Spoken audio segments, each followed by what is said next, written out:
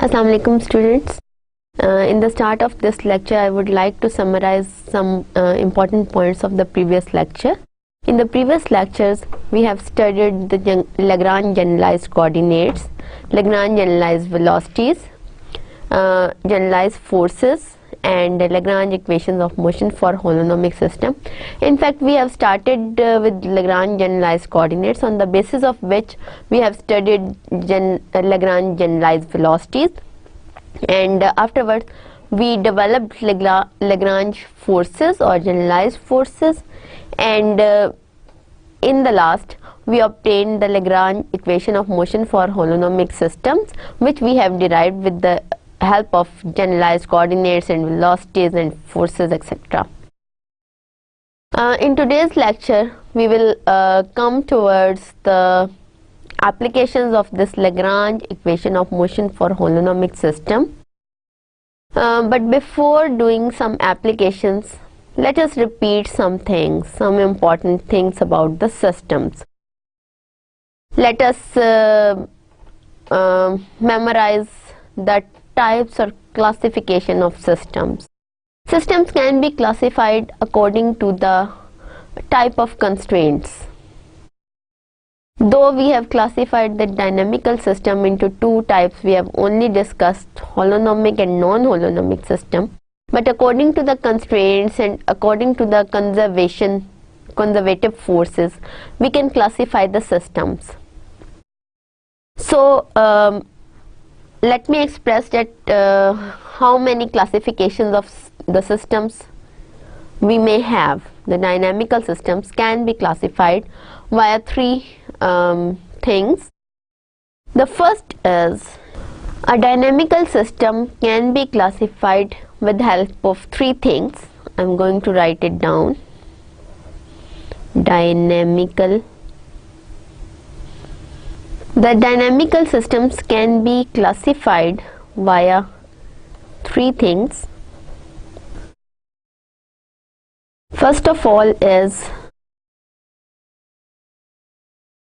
its constraints may be holonomic or non-holonomic.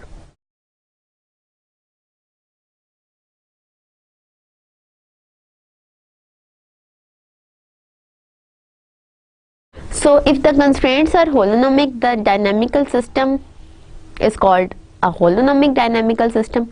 If its constraints are non-holonomic, then the dynamical system is said to be non-holonomic. Secondly, the constraints may be scleronomic or they may be rheonomic. So, if the constraints of a dynamical system are scleronomic, that is independent of time, the dynamical system is said to be a scleronomic dynamical system. And if the constraints of the dynamical system are rheonomic, that is time involved constraints, then the dynamical system is said to be a rheonomic dynamical system. The third is according to the forces. A dynamical system can be conservative or non-conservative.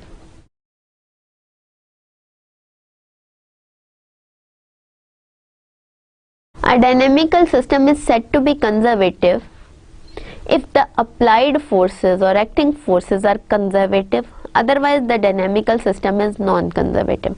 And what are the conservative forces? The conservative forces are those which can be derived from a potential function. That is, it can be derived with the help of the potential energy V. And if those forces acting on a dynamical system, they can be derived from a potential function V, then we say that the dynamical system is conservative, otherwise the dynamical system is non-conservative. Now, after repeating all these things and getting the classification of dynamical system, it is the complete classification I can say, and we may get. I am going towards the applications of Lagrange equations of motion for holonomic system. Now here is the example. Find the Lagrange equations of motion for a particle moving in a potential field V dependent on x, y, z.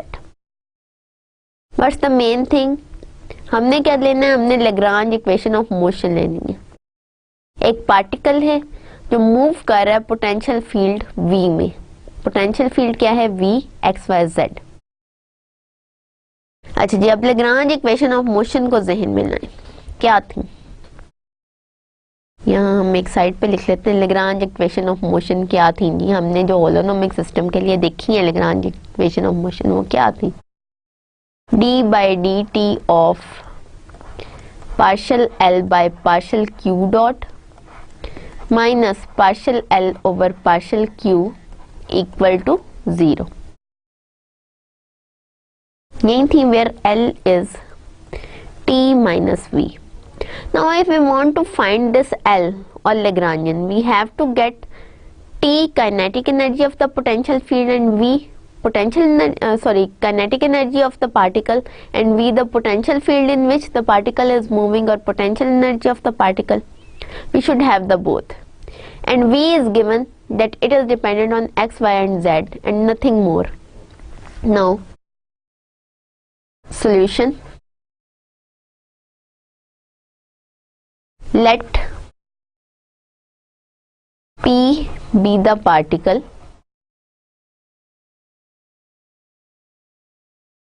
moving in the potential field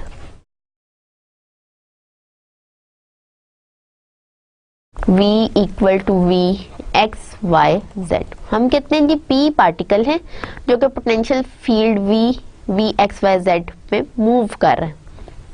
अगर P वो particle है तो इसका position vector क्या होगा? Then position vector of P. Position vector को हम कई दफा P डॉट V डॉट से भी डिनोट करते हैं, PV लिख देते हैं, PV position vector of P. हम कहते हैं कि ये पोजीशन वेक्टर R है, और ये जो अगर R इसका पोजीशन वेक्टर है P का, तो R को हम कैसे लिख सकते हैं? क्योंकि 3 डायमेंशन की बात हो रही है, x, y, z का मतलब है कार्टेशियन कोऑर्डिनेट्स की बात है, तो R को हम लिख सकते हैं xi plus yj plus zk. इस तरह से हम R को एक्सप्रेस करते हैं. R क्या है? Position vector of particle P. अच्छा, R ये है तो लेग्रांज के लिए हमें एक तो T की जरूरत होगी, और T का मुझे पता है कि काइनेटिक एनर्जी है, और kinetic energy half m v square हो. m is the mass of the particle, v is the velocity of the particle. Position vector मुझे पता है, वेलोसिटी v क्या होगी? वेलोसिटी r का टाइम डेरिवेटिव होती है, dx by dt I plus dy by dt j plus dz by dt k. यहाँ मैं इसको लिखूंगी कि it is x dot i, dx by dt जो है वो x डॉट है, plus y dot j plus z dot k. ठीक है जी, ये आपका आ गया v. अब v क्या होगा जी? v स्क्वायर, v तो आ गया जी. v स्क्वायर क्या होगा? v square scalar product of v and v है, ठीक है, बाय डेफिनेशन. अब आप x i plus y dot x dot i plus y dot j plus z dot k का स्केलर प्रोडक्ट लो इसके अपने ही साथ, तो वो किसके बराबर होगा? x dot i plus y dot j plus z dot k. इसका डॉट प्रोडक्ट लें. अच्छा, अब जरा ये छोटी सी बात है, रिपीट कर लेते हैं, वैसे तो रिवाइज बल्कि कर लेते हैं, आप लोगों ने पहले पढ़ी हुई है कि जी i डॉट i किसके बराबर होता है? j डॉट j किसके बराबर होता है? i क्या है? i है unit vector along x axis, j है unit vector along y axis, और k डॉट k किसके बराबर होता है? k है unit vector along z axis. ये तीनों 1 के बराबर हैं. और आप देखो तो याद करो कि ये आई जे के की डायरेक्शन क्या होती है। I along x axis unit vector है, ये j along y axis unit vector है और k along z axis unit vector है, आई जे के।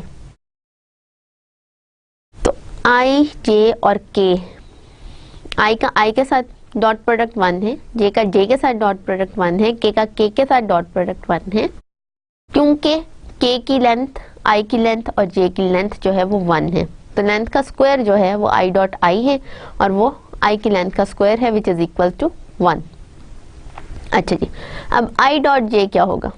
आई डॉट जे है आई की लेंथ इंटू जे की length into cos of the angle between them.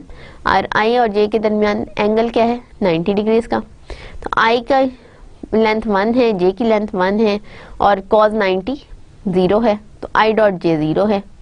इसी तरह जे डॉट के इक्वल टू के डॉट जे, वो भी 0 है। आई डॉट जे अगर 0 है तो जे डॉट आई भी 0 है। और इसी तरह आई डॉट के भी 0 है और के डॉट आई भी 0 है क्योंकि परपेंडिकुलर वेक्टर्स हैं।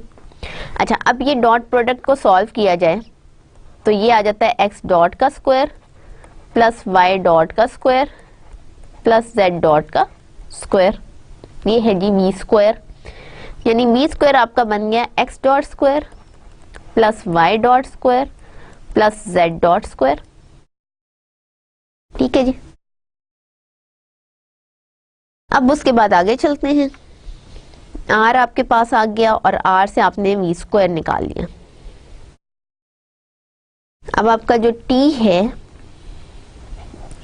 वो है half m v square, where m is mass of the particle.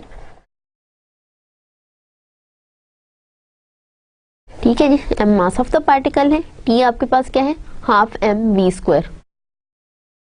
जब हम इसमें वी स्क्वायर की वैल्यू पुट करेंगे तो टी आपके पास आ गया half m x dot square plus y dot square plus z dot square. और पोटेंशियल जो है वो आपके पास क्या है? We x y z. तो आपके पास लेग्रानियन क्या आ गया? T minus v, that is half m x dot square plus y dot square plus z dot square minus v x y z. ये आपका लेग्रानियन आ गया। अब लेग्रांज इक्वेशन आपके पास क्या थी उसको दोबारा जहन में लाएं। यहाँ ऊपर हमने लिखी भी थी, d by d t of partial l by partial q dot minus partial l by partial q equal to 0, where q is the generalized Lagrangian coordinate या generalized coordinate. Now Lagrange equations are. अब यहाँ पे Q I की बजाय क्या होगा? आपकी Lagrange equation जो थी, मैं यहाँ रफ वर्क में लिख रही हूँ, लेग्रांज इक्वेशन थी आपके पास d by d t of partial l by partial q i dot minus partial l by partial q i equal to 0। और यहाँ पे आपके पास क्यू आई क्या है? एक्स वाई और जेड, इसलिए कि पार्टिकल है, स्पेस में मूव कर रहा है। जब ये स्पेस में मूव करेगा तो इसके 3 इंडिपेंडेंट कोऑर्डिनेट्स हैं, यानी पहले Q1 की बजाय आपके पास x है, Q2 की बजाय आपके पास y है, Q3 की बजाय आपके पास z है। तो आपकी जो 3 लेग्रांज इक्वेशन बनी वो क्या बनेगी? पहले Q1 की बजाय हम x पुट करेंगे, d by d t of partial l by partial x dot minus partial l by partial x equal to 0। दूसरे में हम Q2 की बजाय y पुट करेंगे, d by d t of partial l by partial y dot minus partial l by partial y। और तीसरे में हम Q3 की बजाय z पुट करेंगे, d by d t of partial l by partial z dot minus partial l by partial z equal to 0। अब क्या करते हैं, लेग्रांजियन फंक्शन हमारे पास है अब हम वैल्यूज यहाँ पे पुट करते हैं, लेग्रांज फंक्शन तो है ना, तो अब हम यहाँ से वैल्यूज निकाल सकते हैं। Partial l by partial x dot क्या होगा, अभी देखते हैं। मैं यहाँ पे डी बाई डी टी लिख रही हूँ, बीच में मैं लिखूंगी partial l by partial x dot, ठीक है। इसमें वैल्यूज पुट कर रही हूँ, partial l by partial x dot, partial l by partial x, partial l by partial y dot, partial l by partial y, partial l by partial z dot और partial l by partial z. इन सब की values मुझे put करनी है। अच्छा जी, partial l by partial x dot क्या होगा, ये है जी half m x dot square plus y dot square plus z dot square. ये टी की वैल्यू, टी के अंदर आप देखो तो x dot y dot z dot involve हो रहा है, वी के अंदर तो ये वेलोसिटीज के कोऑर्डिनेट्स का नामो निशान ही नहीं है, टाइम डेरिवेटिव्स का नामो निशान नहीं है। इसलिए जब आप इसको डिफरेंशिएट करोगे with respect to x dot, तो ये पहले हिस्से से आपको डिफरेंशिएटेड वैल्यू मिलेगी, दूसरे हिस्से से 0 मिल जाएगा। जब आप इस हिस्से को डिफरेंशिएट करोगे, half m x dot square plus y dot square plus z dot square को डिफरेंशिएट कर रहे हो with respect to partial l by partial x dot के लिहाज से इसको डिफरेंशिएट कर रहे हो, आपके पास आएगा half M into 2x dot, ठीक है। और partial v by partial x dot 0 आ जाएगा, तो ये आपके पास टाइम डेरिवेटिव आ गया half m into 2x dot का, 2 और 2 कैंसिल हो जाएंगे, तो time derivative of m x dot आ गया माइनस। अब आप देखो कि जो t है आपका काइनेटिक एनर्जी वाली टर्म्स जो हैं उसमें तो x इन्वॉल्व ही नहीं है। x कहाँ पे इन्वॉल्व है, x सिर्फ पोटेंशियल फंक्शन में इन्वॉल्व है। तो जब हम partial l by partial x लेंगे तो सिर्फ ये पोटेंशियल फंक्शन जो है यहाँ से ये partial l by partial x की वैल्यू आएगी और कहीं से नहीं आएगी। तो यहाँ से जब हम partial l by partial x मैं लिखूंगी, इस पूरे लेग्रांजियन का आप ले रहे हो derivative with respect to x, तो फर्स्ट वाली टर्म से तो आपको कुछ नहीं मिल रहा, सेकंड टर्म से आपको minus partial v by partial x मिल जाएगा। अच्छा जी, इसको मैं आगे लेके चल रही हूँ, d by d t of m x dot आ गया मेरे पास, यहाँ से मेरे पास आ गया d by d t of m x dot plus partial v by partial x। ये मेरी पहली इक्वेशन आ गई। यहाँ पर 0 इक्वल टू, क्योंकि मास इंडिपेंडेंट ऑफ टाइम है, मास ऑफ द पार्टिकल है, मास इंडिपेंडेंट ऑफ टाइम है, इसलिए m x double dot plus partial v by partial x के बराबर ये सारी टर्म आ गई। इसी तरह अब मैं सेकेंड लेग्रांज इक्वेशन लूंगी, वो क्या है, 0 equal to d by d t of partial l by partial y dot minus partial l by partial y. Values put करूंगी, d by d t of partial l by partial y dot क्या होगा, ये अगर आप देखें तो y dot सिर्फ kinetic energy में इन्वॉल्व है, काइनेटिक एनर्जी वाली टर्म से यहाँ partial l by partial y dot आ जाएगा, वो होगा जी half m into 2y dot minus potential energy वाली टर्म से आपको y वाली टर्म मिलेगी, काइनेटिक एनर्जी वाली टर्म से आपको partial l by partial y यानी partial t by partial y आपका 0 हो जाएगा, partial v by partial y आ जाएगा विद नेगेटिव साइन। और ये है जी लेग्रांजियन का derivative with respect to y। हमारे पास आ गया d by d t of m y dot plus partial v by partial y, m y double dot plus partial v by partial y। इसी तरह जो तीसरी इक्वेशन है वहां से d by d t of half m into 2z dot आ गया minus minus partial v by partial z आ गया, which is equals to d by d t of mz dot plus partial v by partial z, which is equals to mz double dot plus partial v by partial z equal to 0। अब जो तीन आपके पास Lagrange equation आ गई वो क्या है, m x double dot plus partial v by partial x equal to 0, दूसरी है जी m y double dot plus partial v by partial y equal to 0, तीसरी है m z double dot plus partial v by partial z equal to 0। और यहाँ से आपके पास पहली लेग्रांज इक्वेशन से x डबल डॉट आ गया 1 over m with negative sign partial v by partial x, y double dot आपके पास आ गया -1 over m partial v by partial y, और आपके पास तीसरा z डबल डॉट आ गया -1/m partial v by partial z। ये है आपकी रिक्वायर्ड लेग्रांज इक्वेशन और ये तीनों एक्सेलरेशन के कंपोनेंट्स हैं और वो कंपोनेंट्स आपके पास आए हैं लेग्रांज इक्वेशन से जो पूरे के पूरे सिस्टम को रूल आउट करते हैं। यानी कि ये रूल आउट करने पूरे के पूरे सिस्टम को कि सिस्टम की एक्सेलरेशन कैसी है। और ये जो सिस्टम की एक्सेलरेशन है ये आप देखो तो -1/m derivative of the potential के बराबर आ रही है। ठीक है ना। ये तीनों लेग्रांज इक्वेशन आपको बताती हैं कि सिस्टम कैसा काम कर रहा है, किस लिहाज से है ये सिस्टम, क्या है इस सिस्टम के अंदर। अब आते हैं जी नेक्स्ट एप्लीकेशन की तरफ। नेक्स्ट एप्लीकेशन है जी find the Lagrange equation of motion for a simple pendulum.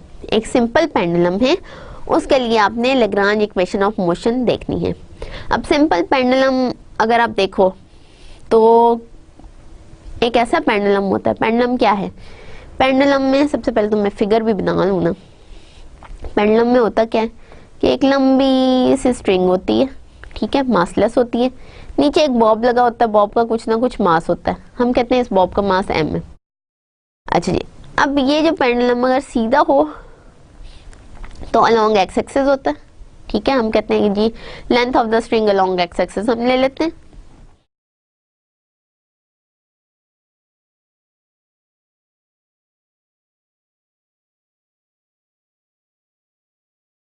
अच्छा जी, हम कहते हैं जी अगर ये लेंथ ऑफ द स्ट्रिंग में एक्स एक्सिस के अलोंग लेनी हूँ तो परपेंडिकुलर एक्सिस क्या होगा? जाहिर है वाई एक्सिस होगा। ठीक है, लेंथ ऑफ द स्ट्रिंग जो है पेंडुलम की, इसको मैं एल का नाम दे रही हूँ। बॉब का मास क्या है? m, length of the string है l, और पेंडुलम को मैं अज्यूम कर रही हूँ कि ये 0 0 पे लटका हुआ है। जाहिर है एक्स वाई प्लेन में है ना, एक्स वाई प्लेन में ही मूव करेगा। एक्स वाई प्लेन में मूव करेगा, ओरिजिन में उस जगह कहती हूँ जहाँ से पेंडुलम सस्पेंड हुआ हुआ है, एक्स एक्सिस के अलोंग लटका हुआ है, और इसकी जो स्ट्रिंग है वो एक्स एक्सिस के अलोंग है। मैं कहती हूँ कि स्ट्रिंग जो है वो एक्स एक्सिस के अलोंग है जब पेंडुलम जो है वो हरकत में नहीं है। जब वो हरकत में आता है तो क्या होता है कि जी इसी लेंथ एल के साथ ये बॉब इधर मूव करेगा, ठीक है, और दूसरी तरफ भी मूव करेगा। ये उसकी मोशन है, इधर भी जा रहा है उधर भी जा रहा है, लेकिन उसकी लेंथ जो है स्ट्रिंग की वो तो सेम ही रह रही है ना। अच्छा जी, अब आप देखो कि इस पेंडुलम की एक तो मोशन हो गई, ठीक है, मोशन की वजह से इसकी काइनेटिक एनर्जी भी होगी, और दूसरा ये कि ये क्योंकि पेंडुलम की हाइट में डिफरेंस आ रहा है, इस पॉइंट पे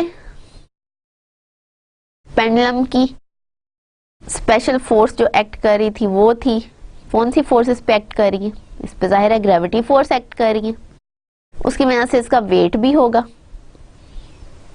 ठीक है जी, फोर्स है, ग्रेविटी है, फोर्स ऑफ ग्रेविटी, उसकी वजह से इसका वेट भी है, एग्जिस्ट कर रहा है। यहाँ पे इसकी एक्सट्रीम पोजीशन है, और ये जब सबसे ज्यादा एक्सटेंड होती है, इसकी जब मोशन होती है, तो ये एक्सट्रीम वैल्यू बॉब की कहाँ तक है? यहाँ तक। ठीक है जी, ये है।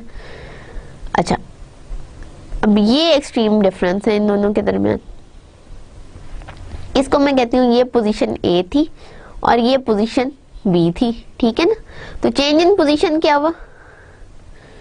चेंज इन पोजीशन है ये ए और बी के दरमियान, ए और बी का डिफरेंस जो है ये आपका चेंज इन पोजीशन है, ये वाला, ये वाला डिफरेंस। ठीक है। अच्छा, अब सबसे पहले तो इसकी काइनेटिक एनर्जी की तरफ आते हैं। आपको पता है सॉल्यूशन में सबसे पहले तो ये लिखे ना कि जी पेंडुलम है और पेंडुलम का बॉब है और बॉब का मास m है। Let m be mass of the bob of simple pendulum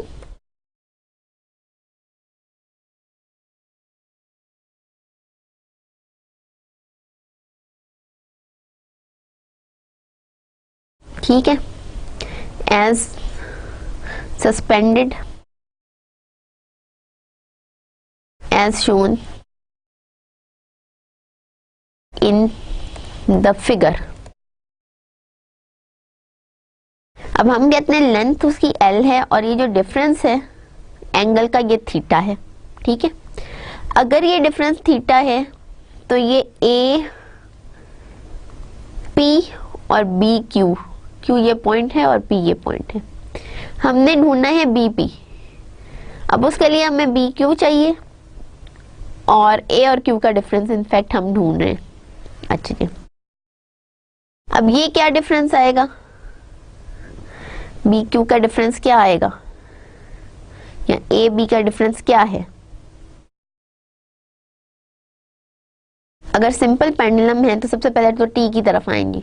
T इसका क्या होगा, टी इसका होगा half m v square. V किसके बराबर है, अब आप याद करो कि आपने ये बीएससी की मैकेनिक्स में पढ़ा हुआ है कि इसका वी किसके बराबर है। एक चीज जिसको आप पोलर कोऑर्डिनेट्स में ले रहे हो उसकी लेंथ फिक्स है तो उसकी वेलोसिटी किसके बराबर है, उसकी velocity L into theta dot के बराबर है। इनफैक्ट वेलोसिटी का फॉर्मूला ये है, रेडियल डायरेक्शन में जो वेलोसिटी थी वो आपकी उसका कंपोनेंट जो था वो आर थीटा डॉट के बराबर था, ठीक है। This is the radial component of velocity. तो रेडियल कंपोनेंट ऑफ वेलोसिटी आप याद करो, आपने ये मैकेनिक्स में पढ़ा हुआ है कि ये आर थीटा डॉट है। आर की बजाय अब यहाँ पे क्या है, पेंडुलम की लेंथ एल है तो वेलोसिटी एल थीटा डॉट है। टी आपका आ गया half m l theta dot का स्क्वायर और half m l square theta dot square, ये आपके पास टी आ गया, ठीक है। अब ये जहन में रखो कि यहाँ पे कोऑर्डिनेट आपके पास कौन सा है, लेंथ तो आपकी फिक्स है, आर और थीटा पोलर कोऑर्डिनेट्स की बात कर रहे हैं ना, लेंथ आपकी फिक्स है, थीटा आपका मूविंग कोऑर्डिनेट है। तो इसका मतलब ये कि जनरलाइज कोऑर्डिनेट्स में तो आपके पास सिर्फ एक ही है ना, क्यू, आपके पास सिर्फ थीटा है। तो आपके पास जो लेग्रांज इक्वेशन बनेगी वो तो ये बनेगी d by d t of partial l by partial theta dot minus partial l by partial theta equal to 0। और इस वक्त हमें ये पता है कि एल हमारा टी माइनस वी है और टी जो है वो हमने ढूंढने का आगाज कर दिया कि जी टी क्या है हमारे पास, t half m v square है और वी क्या है, ये हमें पता है कि वी हमारा एल थीटा डॉट है, ठीक है जी। क्यों, इसलिए कि radial component of velocity r theta dot है और यहाँ पे एंगुलर कंपोनेंट ऑफ वेलोसिटी तो है ही नहीं, वेलोसिटी रेडियल डायरेक्शन में ही आपकी बनेगी। अच्छा जी, उसके बाद जी ये आपका आ गया kinetic energy half m l square theta dot square, ये फाइनल हो गई। अच्छा जी, अब हमारे पास जो पोटेंशियल एनर्जी है वो V है। V किसके बराबर है, V हमें ये पता है कि weight into change in position उसके बराबर है, ठीक है ना। Weight into change in position क्या है, चेंज इन पोजीशन आपकी है ए क्यू के ओ ए थी पहले आपके पास लेंथ, उसके बाद जब बी पोजीशन चेंज हुई तो पोजीशन आपकी ओ ए से ओ क्यू का डिफरेंस आया पोजीशन में, तो ए क्यू की लेंथ आपने लेनी है। अब ए क्यू की लेंथ किसके बराबर है, m g of A Q length किसके बराबर है, ओ ए की लेंथ ले लें, उसमें से माइनस कर लें ओ क्यू की लेंथ तो आपके पास ए क्यू लेंथ आ जाएगी, ठीक है। ओ ए लेंथ किसके बराबर है, एल के। ओ क्यू लेंथ किसके बराबर है, हमें नहीं पता, हमें तो बस ये पता है कि ये हमारी एक ट्रायंगल बन रही है ओ बी और ये क्यू है और ओ बी का हमें लेंथ पता है, सॉरी ये क्यू है, ओ बी की लेंथ का हमें पता है एल है, एंगल क्यू ओ बी की हमें पता है कि इसकी वैल्यू थीटा है और अब ये ओ क्यू किसके बराबर है, O Q over O B cos theta है। तो ओ क्यू हमारे पास क्या होगा, ओ बी कॉस थीटा और ओ बी हमारे पास है एल कॉस थीटा, तो ओ क्यू हमारे पास क्या है, एल कॉस थीटा। तो हमारे पास V क्या हो गया, m g l 1 minus cos theta. अब जी हमारे पास t भी आ गया है और हमारे पास v भी आ गया है। अब हम लेग्रानियन लिख सकते हैं। लेग्रानियन इस पेंडुलम का होगा t minus v which is half m l square theta dot square, ये t की वैल्यू है। और v की वैल्यू क्या है आपके पास? v की वैल्यू आपके पास है mg l 1 minus cos theta. अच्छा ठीक, अब आप लोग partial l by partial theta dot, वो आपके पास क्या आएगा? Half m l square into 2 theta dot, और partial l by partial theta लोगे तो आपके पास क्या आएगा? Minus m g l minus cos theta, क्या क्या होगा derivative with respect to theta? Cos का माइनस साइन थीटा। तो partial l by partial theta dot की वैल्यू क्या बनी? M l square theta dot, और partial l by partial theta की value minus m g l sine theta बनी। ठीक है जी। अब लेग्रांज की इक्वेशन लिखेंगे, d by d t of partial l by partial theta dot minus partial l by partial theta equal to 0। इसमें values put करें, d by d t of m l square theta dot minus minus m g l sine theta equal to 0, और m l square theta double dot plus m g l sine theta equal to 0। वजह क्या है? इसलिए कि m जो है वो भी टाइम के लिहाज से कांस्टेंट है, l जो है लेंथ वो भी टाइम के लिहाज से कांस्टेंट है। अब हम यहाँ से कॉमन क्या निकाल सकते हैं? एम एल अगर कॉमन निकालूं मैं तो मेरे पास l theta double dot plus g sine theta बन जाता है जो इक्वल टू 0 आता है। क्योंकि मास जो है वो भी नॉन जीरो है, this is not equal to 0, length जो है that is also not equal to 0, तो मेरे पास रह क्या गया? प्रोडक्ट एक 0 है जिसमें पहली और दूसरी टर्म 0 नहीं है, तो जाहिर है फिर तीसरी टर्म भी 0 होगी। L theta double dot plus g sine theta यही इक्वल टू 0 होगा जो प्रोडक्ट को 0 कर रहा है। इसका मतलब ये हुआ कि theta double dot equal to minus g over l sine theta के बराबर है, and that's the required thing, कि ये वो इक्वेशन है जो पूरे के पूरे सिस्टम को रूल कर रही है। ठीक है ना? अब ये देखो कि ये वही इक्वेशन है जो हमने पहले नॉन होलोनोमिक सिस्टम्स के लिहाज से भी देखी थी, जब हमने लैम्डा सब्स्टिट्यूट किया था मल्टीप्लायर की हेल्प से, हमने वो दो इक्वेशन बनाई थी और उनको सॉल्व किया था, तो उस लिहाज से भी हमने सॉल्व किया तो यही इक्वेशन निकल रही थी, और यहाँ लेग्रांज इक्वेशन की हेल्प से हमने सॉल्व किया तो यही इक्वेशन निकल रही है। That's your required equation. अब हम अगले टॉपिक की तरफ आते हैं, आफ्टर द एप्लीकेशन। वैसे मेरा दिल है कि एक और एप्लीकेशन निकाल लें, लेकिन चलो वो फिर ज़रा बाद में कर लेंगे। ठीक है, अब हम अगले टॉपिक की तरफ आ रहे हैं। अगला टॉपिक है जनरलाइज्ड मोमेंटा का। मोमेंटम क्या होता है? मोमेंटम आप याद करो, मोमेंटम को हम P से डिनोट करते थे और P इक्वल टू mv होता था। और जी अगर हम XYZ कार्टेशियन कोऑर्डिनेट्स पे डील कर रहे हूँ और हम कहते हैं जी टाइम t है और एक पार्टिकल है और उसका पोजीशन जो है वो स्पेस में है, और जी ये पोजीशन ऑफ द पार्टिकल को हम कैसे मेंशन करेंगे? हम कहेंगे जी ये P XYZ जो है वो पोजीशन ऑफ द पार्टिकल है, तो फ्री पार्टिकल है, कोई पोटेंशियल फील्ड भी उसकी है, तो V उसके पोटेंशियल फील्ड है, और अगर V उसकी पोटेंशियल फील्ड है तो इसका मतलब ये है कि जो V है ये भी XYZ पे ही डिपेंडेंट है, और XYZ जो है वो स्पेस कोऑर्डिनेट्स हैं और वो जनरलाइज्ड कोऑर्डिनेट्स हैं। और यही बात यहाँ पे लिखी हुई है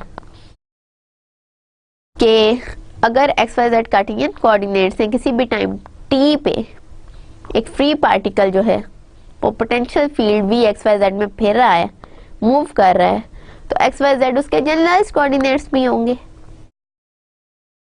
तो अगर अप्लाइड फोर्स है किसी पार्टिकल पे तो उस अप्लाइड फोर्स के क्या कंपोनेंट्स होंगे, ये हमें पता है यहाँ पे कि कैपिटल एफ जो होता है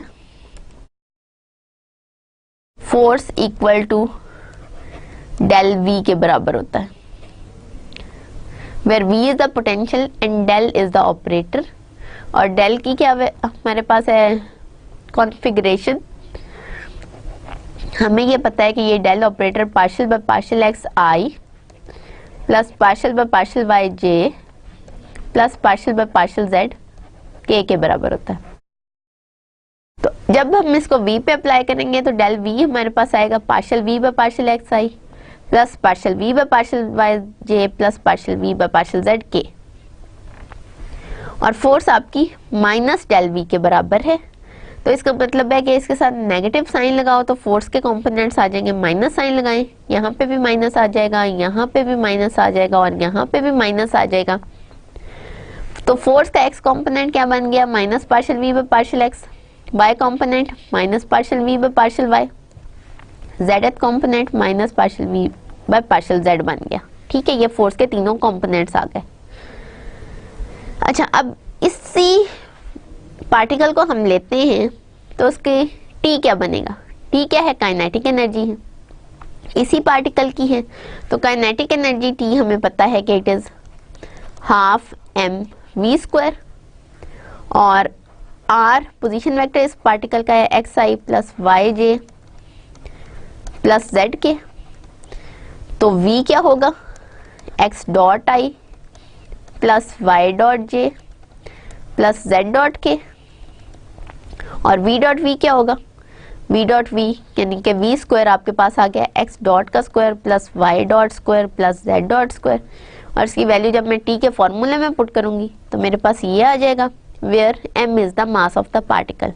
अब आपको t का भी पता है, आपको अप्लाइड फोर्सेस का भी पता है, और आपको लेग्रांज का भी पता है। लेग्रांजियन फिर क्या होगा, लेग्रांजियन आपके पास इस पार्टिकल के लिए हो गया m/2 x dot square plus y dot square plus z dot square minus v x y z. ये आपका लेग्रांजियन बन गया t माइनस v से।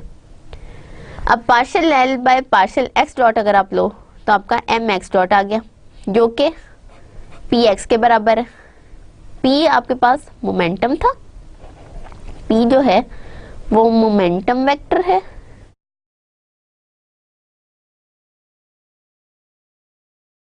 और p हमें ये पता है कि it is equals to mv, where v is velocity of the particle, m is mass of the particle. तो जब हम v की वैल्यू लगाएंगे तो m v की बजाय आप x dot i plus y dot j plus z dot k लगा सकते हो। ठीक है, तो आपके पास ith component m x dot आ गया, jth component m y dot आ गया, और kth component m z dot आ गया। और इसको आप वेक्टर फॉर्म में लिख सकते हो m x dot m y dot m z dot, और ये किसके बराबर है, ये जी x कंपोनेंट ऑफ p है, ये y कंपोनेंट ऑफ p है, ये z कंपोनेंट ऑफ p है। ठीक है जी, px आपका mx डॉट आ गया, py आपका my डॉट आ गया, pz आपका mz डॉट आ गया। तो अब partial l by partial x आपने लिया तो आपके पास mx डॉट आ गया, जो कि मोमेंटम का x वेक्टर था। Partial l by partial y dot किया, my डॉट आ गया, जो कि मोमेंटम का y वेक्टर था। और partial l by partial z dot mz dot आ गया, जो कि मोमेंटम का z वेक्टर नहीं, y वेक्टर नहीं, z कंपोनेंट है। ये मोमेंटम का z कंपोनेंट है, ये मोमेंटम का y कंपोनेंट है, और ये मोमेंटम का x कंपोनेंट है।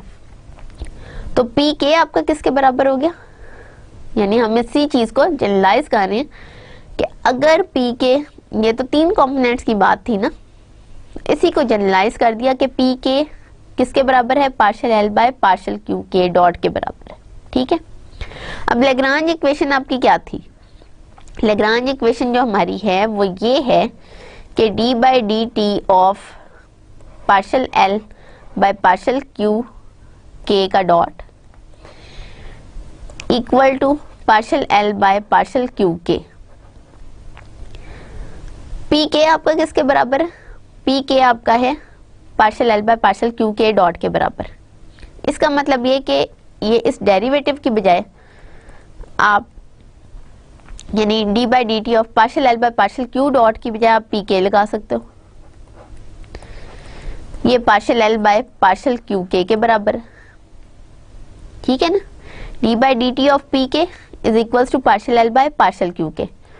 और यहां से हम क्या कहते हैं, ये है क्या, ये इनफैक्ट पी के डॉट है जो कि partial l by partial q के बराबर है।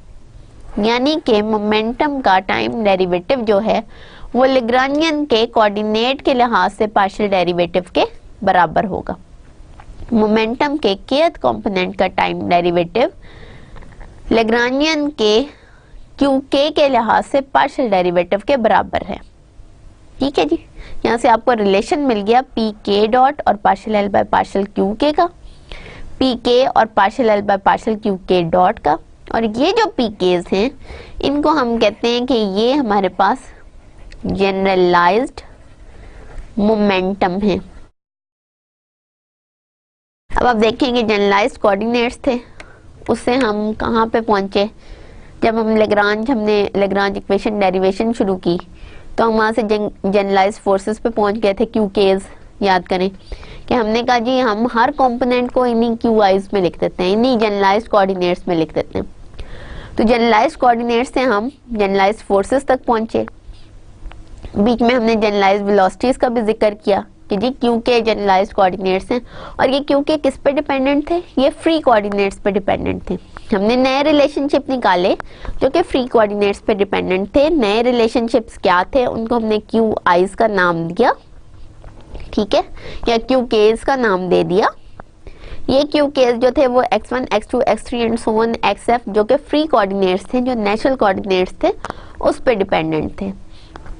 अच्छा जी, हमने कहा कि जी अगर f जो हैं वो फ्री कोऑर्डिनेट्स हैं तो ये जो क्यू केज जो हैं ये भी f ही होंगे उस सिस्टम के लिए। और हमने कहा कि जी इस किस्म का हमने रिलेशनशिप लेना है कि जैकोबियन नॉन जीरो हो और हम एक्स आइज को in terms of Q eyes भी लिख सकें। तो ये जो क्यू आइज थे ये सारे के सारे फ्री कोऑर्डिनेट्स थे। वहां से फिर हमने आगे बात की कि अगर ये फ्री कोऑर्डिनेट्स हैं तो इसके लिहाज से हम वेलोसिटीज भी तो देख सकते हैं। अगर हम इसके लिहाज से वेलोसिटीज देख सकते हैं तो क्यू के डॉट जो हैं उनको हमने जनरलाइज्ड वेलोसिटीज का नाम दे दिया कि जी इसका टाइम डेरिवेटिव लो इन कोऑर्डिनेट्स का, जो जनरलाइज्ड कोऑर्डिनेट्स हैं उनका अगर आप टाइम डेरिवेटिव लेंगे तो आपके पास क्या आ जाएगा, आपके पास जनरलाइज्ड वेलोसिटीज आ जाएंगी। उसके बाद जी जनरलाइज्ड वेलोसिटीज आ गई तो फिर वेलोसिटी के लिहाज से हम फोर्सेस पे भी पहुंच गए कि अच्छा जी ऐसी फोर्सेस भी तो हो सकती हैं जो जनरलाइज्ड कोऑर्डिनेट्स के लिहाज से फोर्सेस हों, उनको हमने क्यू के का नाम दे दिया, कैपिटल क्यू के का। और फिर आखिर पे हम कहाँ आए थे कि जी हम उसके लिहाज से लेग्रांज इक्वेशन भी तो एक नई इक्वेशन ऑफ मोशन डिफाइन कर सकते हैं जिसको हम लेग्रांज इक्वेशन कहते हैं।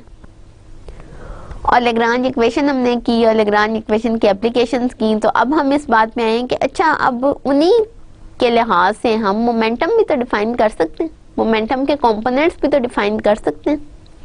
वो हमने डिफाइन किए हैं कि अच्छा जी पी के अगर जनरलाइज्ड मोमेंटम है तो वो हमने लेग्रांजियन और with the help of generalised velocities mention कर लिया। इसी तरह पी के का डेरिवेटिव लिया तो वो लेग्रांज का partial derivative with respect to generalised coordinates वो था, ठीक है जी। अब हम आते हैं जी अगली डेफिनेशन की तरफ। एक छोटी सी और डेफिनेशन है साइक्लिक कोऑर्डिनेट्स की। ये आप कहेंगे ये क्या जी, पहले सिर्फ आर्म कोऑर्डिनेट्स की हमने बात की, उसके बाद हमने जनरलाइज्ड कोऑर्डिनेट्स की बात की कि जी फ्री कोऑर्डिनेट्स की बात की, जनरलाइज्ड कोऑर्डिनेट्स की बात की। उसके बाद अब हम आ गए एक नए किस्म के कोऑर्डिनेट्स पे जिनको हम कहते हैं क्लास साइक्लिक कोऑर्डिनेट्स, ठीक है। अब सपोज करें कि लेग्रांज है किसी सिस्टम का लेग्रांजियन, और हम कहते हैं कि जी कोई एक स्पेसिफिक कोऑर्डिनेट है क्यू जे, वो उसके अंदर नहीं है, लेग्रांजियन में है ही नहीं। तो उस क्यू जे के हिसाब से, यहाँ पे गलती से आ गया पी, ये पी नहीं है, क्यू जे है। क्यू जे एक जनरलाइज्ड कोऑर्डिनेट है जो लेग्रांजियन में इन्वॉल्व ही नहीं है, कहीं से आता ही नहीं है। तो फिर क्या है जी कि उसके लिहाज से आप पी जे डॉट देखोगे, क्योंकि क्यू के तो है ही नहीं ना, मौजूद ही नहीं है लैग्रांजियन में, तो उसके लिहाज से क्यू जे डॉट क्या बनेगा, अगर आपका, यहाँ पे मैं नीचे लिख देती हूँ, अगर आपका क्यू जे जो है वो लैग्रांजियन में है ही नहीं, Lagrangian is not a function of q j, ठीक है, बाकी सारे क्यूज हैं लैग्रांजियन में, लैग्रांजियन जो है it is a function of Q1, Q2 and so on, Qj minus 1, और Qj नहीं है तो Qj प्लस 1 इसमें हो सकता है, और इसी तरह Qn तक का फंक्शन है लैग्रांजियन, ठीक है। Qj is not in present in this Lagrangian.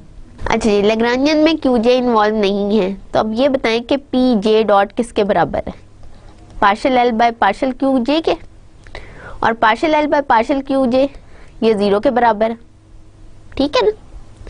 क्यों? इसलिए कि अभी अभी हमने निकाला है कि पी के डॉट जो है वो partial l by partial q के बराबर है, के की बजाय जे लगा दें, p j dot partial l by partial q j के बराबर है, और क्योंकि क्यू जे लैग्रांजियन में है ही नहीं तो partial l by partial q j equal to 0 है।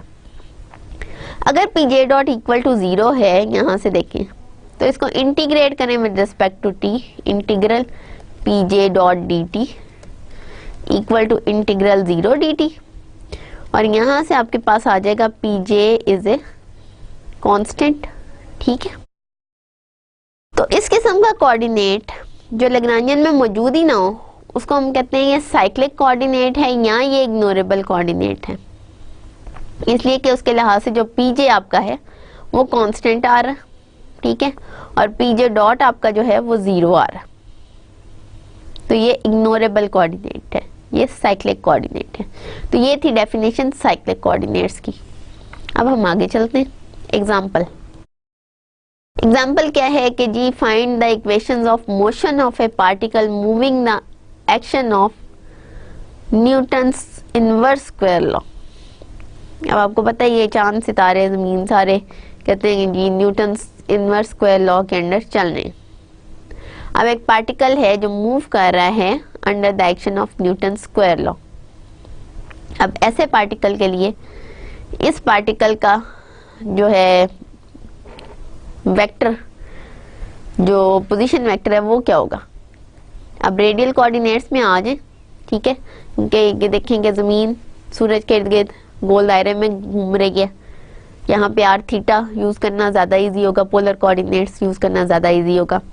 चांद जमीन के इर्द गिर्द दायरे में घूम रहा है, इस रिलेशन को पोलर कोऑर्डिनेट्स के लिहाज से मेंशन करना ज्यादा आसान होगा। तो इनवर्स स्क्वायर लॉ के अंडर जो एक्शन में न्यूटोनियन इनवर्स स्क्वायर लॉ के अंडर जो पार्टिकल मूव कर रहा है, दायरे में मूव कर रहा होगा किसी और चीज के इर्द गिर्द, या वैसे दायरे में मूव कर रहा होगा। यूजुअली ये फिर जमीन का ही कंसिडर किया जाता है कि अर्थ के इर्द गिर्द एक पार्टिकल मूव कर रहा है, न्यूटन इनवर्स स्क्वायर लॉ के अंडर मूव कर रहा है, तो उसका पोजीशन वेक्टर क्या होगा इस पार्टिकल का। इस पार्टिकल का पोजीशन वेक्टर जो है उसका रेडियल कंपोनेंट आर होगा,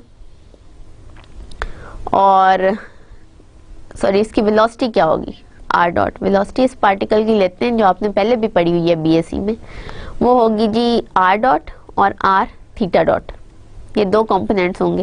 इसका रेडियल कंपोनेंट आर डॉट है और इसकी वेलोसिटी का जो दूसरा कंपोनेंट है वो आर थीटा डॉट है, ठीक है जी। अब टी हमारे पास किसके बराबर आ गया, टी आपके पास आ गया half m r dot square plus r square theta dot square, ठीक है। और वी आपके पास किसके बराबर आ गया, वी आपके पास पोटेंशियल जो है वो minus G M m over r के बराबर है, ठीक है ना। ये इनवर्स स्क्वायर लॉ के अंडर जो पोटेंशियल वेक्टर है वो है। एल आपका किसके बराबर है, टी माइनस वी के, और टी आपका half m r dot square plus r square theta dot square के बराबर है। वी आपका G M m over r के बराबर है। पी थीटा किसके बराबर है, पी थीटा आपका partial l by partial theta dot के बराबर है, वही रिलेशनशिप जो हमने पहले डिराइव किया है। और partial l by partial theta dot वो आप देखो वो किसके बराबर है, m r square theta dot. अच्छा, पी थीटा जाहिर है आपका कांस्टेंट होगा, क्यों, because Lagrange is not a function of theta, और वो आप यहाँ से देख सकते हो कि ये पूरे लेग्रांज में थीटा कहीं भी इन्वॉल्व नहीं है, ठीक है। इसका मतलब है कि r square theta dot constant h के बराबर है। और अब आप देखो तो partial l by partial theta dot m r dot के बराबर है, और partial l by partial theta m r theta dot square minus G M m over r square के बराबर है। लैग्रांजियन इक्वेशन आप लोगे वो क्या होगी, d by d t of partial l over partial theta dot minus partial l by partial theta equal to 0। जब आप टाइम डेरिवेटिव लोगे partial l by partial theta का तो आपके पास आ जाएगा एम आर डबल डॉट, ये वाली टर्म। जब इसको लोगे तो ये as it is minus sign के साथ आ जाएगी, माइनस साइन मल्टीप्लाई होगी ये चीज आ जाएगी, और इट इज इक्वल्स टू 0 आ गया। तो ये है जी equation of motion for a particle moving under the action of Newtonian inverse square law. अब ये आप देखिएगा आगे फिर पोलर कोऑर्डिनेट्स में आपको इसे नेक्स्ट लेक्चर में करवाऊंगी, ये लैग्रांजियन वाला पार्ट खत्म हो जाए तो उसके बाद बहुत ही डिटेल से आपको पोलर कोऑर्डिनेट्स और दूसरे कोऑर्डिनेट्स और ट्रांसफॉर्मेशन और उसकी बात हम करेंगे और ठीक ठाक डिटेल में करेंगे, ठीक है। तो इसलिए ये कंप्लीट हो जाए तब आपको सही तरह से समझ आएगी कि ये क्या है, और वहाँ से पोलर कोऑर्डिनेट्स में पोजीशन कैसे बनती है, वेलोसिटी कैसे बनती है, दिस एंड दैट सारा कुछ वहाँ डिराइव करेंगे। तो हमारा जो लास्ट पार्ट है वो है जी ये इग्नोरेबल कोऑर्डिनेट्स, और काइनेटिक एनर्जी हम इंशाल्लाह करेंगे नेक्स्ट लेक्चर में और उसको खासी डिटेल से कर लेंगे। इसके साथ ही आज का लेक्चर ख़त्म होता है। नेक्स्ट हम शुरू करेंगे कि जी काइनेटिक एनर्जी जो है वो ये जो जनरलाइज्ड कोऑर्डिनेट्स के हिसाब से क्या बनती है, कैसी बनती है। Thank you.